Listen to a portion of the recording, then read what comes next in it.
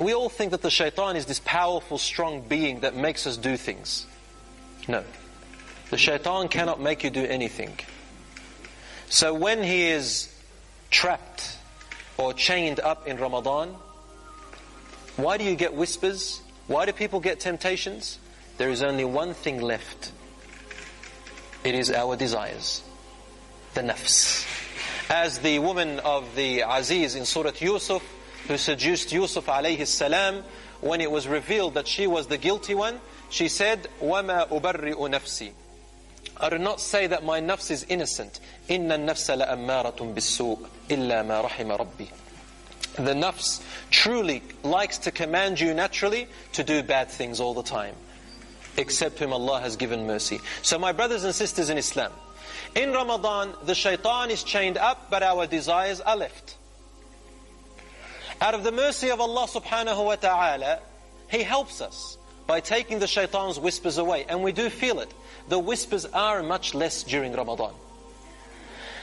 But when our desires are high, we get these human whispers.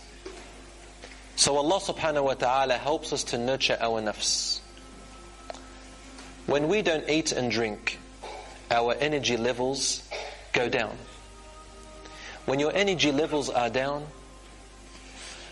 you don't feel like going out too much. You don't feel like being too active too much. If a haram thought comes to your mind, and possibly you do feel it. I mean, I teach students who are youth, 15 years old, 14 years old, 16 years old. They say, but I still feel like doing haram and being active in Ramadan. I say to them, but it's not exactly the same as when you are full of energy. When you're very hungry, it's different. You may feel like you want to do something haram, but your energy levels stop you at a certain point. You get tired of it. Because when the energy levels are down, then the level of desires is also down.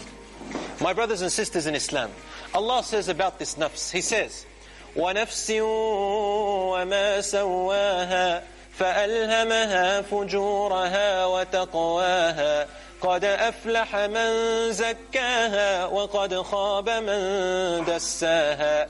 This nafs and the way Allah fashioned it. He gave it the tendency to do evil, and He gave it the tendency to have piety. Whoever purifies this nafs has succeeded, and whoever obeys this nafs has lost and failed. If you leave a person alone without food or water, they can become cannibals. Even though right now, if I asked anyone over here, would you eat your friend? You would say, no, I won't eat my friend. I wouldn't even dream of it. What do you mean cannibals? That's disgusting. You know, some people, when they come to eat food, there's certain food they can't eat. They can't digest. Some people don't like tomato. Some people don't like onions. Some people don't like asparagus or whatever you want, right? Some kids, they get home from school. Mum's cooked, I'll say it in Lebanese, lobia again. Child says, lobia? The other day you made malfouf. Lobia every day, why don't you make malfouf today?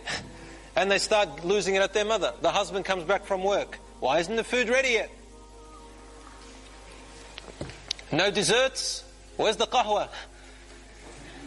This person is trained to overcome this desire during Ramadan. But if you left this person alone without food or water, they will eat the asparagus, they will eat the onions, they will eat the lubia again, they will eat that malfouf, they will eat their friend. Yes, they will. In fact, they will murder, they will pillage, they will steal. They will even cheat and betray their own family members. They'll possibly put themselves before even their brother or sister, before their parents, before their children possibly. The human being can become the most evilest of evil if you were to let them go, because this nafs, you don't know what it is capable of, brothers and sisters. Don't ever say to yourself, I'm strong, I can bear it. I can be alone with another girl in the room, alone, for hours on end, and I will be the most pious of pious. Don't fool yourself. Don't fool yourself. Don't be silly. Don't be silly. Al-Rasul ﷺ, for example, said about this nafs, مَا اخْتَلَى رَجُلٌ وَامْرَأَةٌ إِلَّا وَكَانَ الشَّيْطَانُ ثَالِثُهُمَا. No man and woman who are not lawful for each other are alone in one room long enough, except that the shaitan is their third.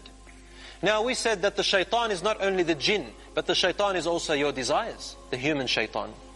So we have to be aware that this nafs of ours can lead us astray to evil, and therefore Ramadan and fasting is a way of nurturing it. The other thing we need to be aware of is this nafs can also be what? Nurtured and can be purified. How do you purify this nafs, this desire? Well, by nurturing your soul. By nurturing your soul. And the way we nurture our soul is with dhikr, remembrance of Allah subhanahu wa ta'ala. You should start this dhikr now. Now. Start your night prayers now if you can. Night prayers means any prayer after Isha until Fajr. Why don't you start something called Salat al-Duha from now? It's in the middle of the day, just before Dhuhr time. About 9 o'clock, 10 o'clock, 8 o'clock, after the sun rises, it's Duha prayer.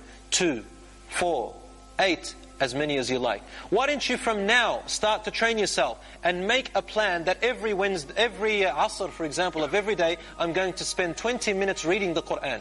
Yes, maybe you don't know how to read the Qur'an. Maybe you don't know Arabic. Maybe when you read the Qur'an you stutter, you find it hard, it's difficult upon you. Then I say to you this, Rasul said, you get double the reward. Double. Maybe you've memorized some Qur'an off by heart. You don't have to read it. Rasul was illiterate. How did he read it? He memorized it. So why don't you read Al-Fatiha or a few verses of Al-Juz' Amma? What stops you from that? Read them over and over again. For every letter there is 10 hasanat. And when you get that, automatically, my dear brothers and sisters, don't think about it, don't think about it. Automatically your soul becomes nourished and you will feel a strength of spirituality that you haven't felt before.